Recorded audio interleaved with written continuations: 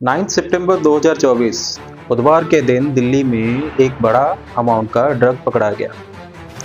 अनुमान के अनुसार ये ड्रग का कीमत लगभग 6,500 करोड़ होगा। और बात इतने में खत्म नहीं हुआ। दिल्ली पुलिस स्पेशल सेल ने वेस्ट दिल्ली से रेड के दौरान एक और ड्रग्स को पकड़ा जो कि 2000 केजी का था और इसका कीमत लगभग 2,400 करोड़ होगा। स्पेशल कमीशन आरपी उपाध्याय ने इंटरव्यू में ये बोला है कि हमने ड्रग के खिलाफ वार छेड़ दिया है।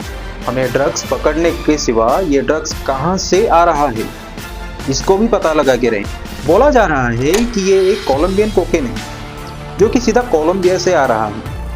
अभी कोलंबिया इलीगल कोकेन प्रोडक्शन का मेन कंट्री बन गया है। उसके साथ पेरू, बोलिविया एंड चिली ये सब कंट्री ने भी इलीगल कोकेन प्रोडक्शन का बराबर साथ दे रहे हैं। सबसे पहले हमको ये जानना चाहिए कि कोकेन कैसे बनता है, ये कितना हानिकारक है और कौन से ट्राइब या एरिया के लोगों ने इसे पहले कंजप्शन करना स्टार्ट किया था।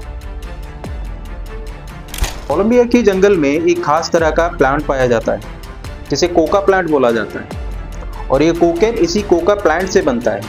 पहले कोका प्लांट के पत्ते को हाथ से तोड़ा जाता है, उसके बाद इसे गैसोलीन में भिगोया जाता है, उसके बाद गैसोलीन को निकाल दिया जाता है, उसके बाद कोकीन का बेस को सुखाया जाता है। जो सब्सटेंस को सुखाया गया था उस सब्सटेंस को कुछ अदर केमिकल के साथ मिलाया जाता है और उसको सुखाकर ईंटों जैसा शेप दिया जाता है जो दिखने में क्रिस्टल ब्रिक्स के जैसा दिखता है। इसी ईंटों को कलेक्शन पॉइंट यानी लैब में भेजा जाता है।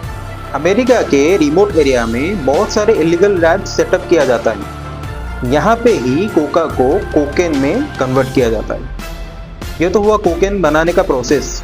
चलो अभी जानते हैं इसे कौन से ट्राइब या क्लैन के लोगों ने पहले कंजप्शन करना शुरू किया। करीब 8,000 साल पहले नॉर्दर्न पेरू में वहाँ के कम्युनिटी के लोग कोका के पत्ते को लाइम के साथ चबा के खाने का प्रूफ मिला है।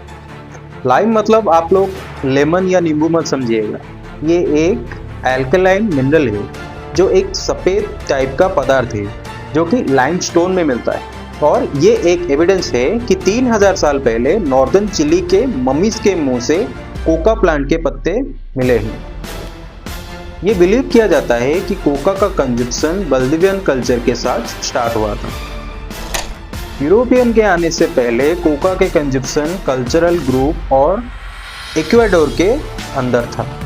2000 BC के अराउंड नॉर्दर्न कोस्ट पेरू में एक जगह है जिसे क्वाका प्लेटा और जेटक्यू रिवर वैली बोला जाता है।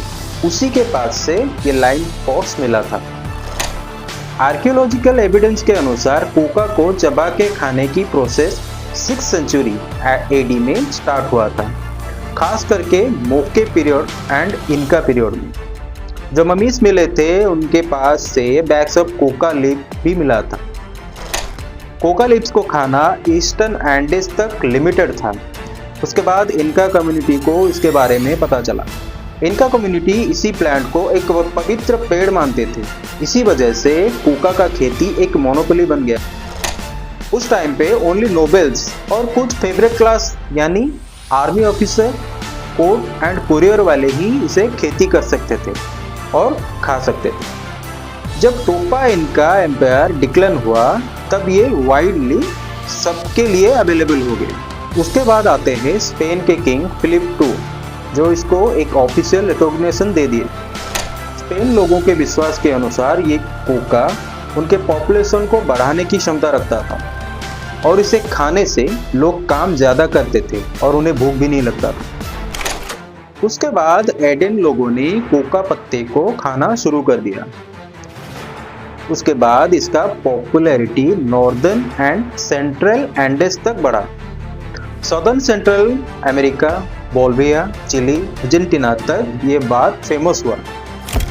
जब एडेन के लोग कोका लीफ को खाते थे उन्हें ये नोटिस किया कि ये बहुत नशेदार और एडिक्टिव है कंपेयर टू टबैको। एंडेस और इनका सिविलाइजेशन ने अधिक से अधिक क्वांटिटी में इसको खाना शुरू कर दिया क्योंकि ये बेटर नशा होता था।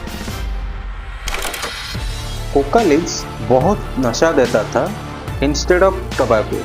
इसीलिए इनका सिविलाइजेशन इस सब्सटेंस को ऑनरी, सेलिब्रेशन और रिचुअल में खाते थे। वर्कर्स को जब लंबी लंबी ट्रैवल्स करना पड़ता था तब भी वो लोग इसे खाते थे। कोका पहले यूरोप में 16th सेंचुरी में इंट्रोड्यूस हुआ बाय डॉक्टर पाओलो मोंटेयाजो और ये कोका वाइन बनाने के रास्ता बन गया। उस वक्त विन मैरियानी एक well known Coca based wine बना। उस वक्त कोका कंटेनिंग प्रोडक्ट्स को हेल्थ बेनिफिट नाम जैसे कि टॉनिक, पेटेंट मेडिसिन के नाम से बेचा गया। इन 20th सेंचुरी कोका कोला के ओरिजिनल वर्जन में इलीगल कोका प्रोडक्ट था। इसी वजह से ये कोका कोला साउथ अमेरिका और कुछ कंट्री में भी इलीगल था। इन 1859 एल्बर्ट नीमन ने यूनिवर्सिटी ऑफ गोटिंग में पहली बार एल्कलॉइड ऑफ कोका को कोकेन नाम दिया। कोका को ट्रेडिशनल मेडिसिन में यूज किया जाता था, जैसे कि उल्टी होने पर, भूख लगने पर, प्यास लगने पर, ऊंचाई से डर लगने पर, एनेस्थेटिक, लेग फ्रैक्चर होने पर, नोज ब्लीड होने पर, मलेरिया, एस्थमा और improving digestion system. Modern medical studies भी इसमें से कुछ एप्लीकेशन को सपोर्ट कर रहा था। इसे हम झुठला नहीं सकते हैं कि कोकेन का मेडिकल यूज तो है, पर हमारी यूथ एंजॉयमेंट के लिए इलीगल तरीके से बहुत मात्रा में सेवन कर रहे हैं। इस चीज़ से यूथ की हेल्थ, उनका कैरियर और हमारा देश का फ्यूचर सब अंधेरे में जा रहा है। हमारे यूथ इस कोकेन को डेली बेसिस पे लेने पर शायद ही कुछ साल बच सकते हैं। अल्कोहल तक तो ठीक था, लेकिन इन यूथ को हाई इफेक्टिव नशे की आदत लग गई है, जिसको रोकना बहुत ज़रूरी है। इसलिए दिल्ली पुलिस ने बहुत सारे टेक्निकल सर्वेलेंस के साथ मोबाइल डिवाइस को ट्रैक कर रही है। जो ड्रग हैंडलर हैं वो लोग कम्युनिकेशन करने के लिए थ्रीमा ऐप का यूज़ कर रहे हैं।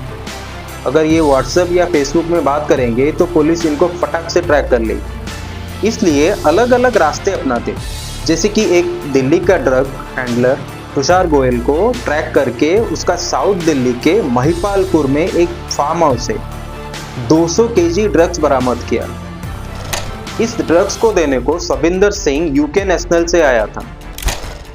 इसी तरह 500 केजी ड्रग्स लेकर जतिंदर पाल सिंह उर्फ जर्सी भी इंडिया आया था। तुषार गोयल को एक कंसाइनमेंट के बदले 3 करोड़ मिलता था, इसीलिए वो इन्हें हेल्प कर रहा। बताया जा रहा है कि इसमें दुबई का भी लिंक है।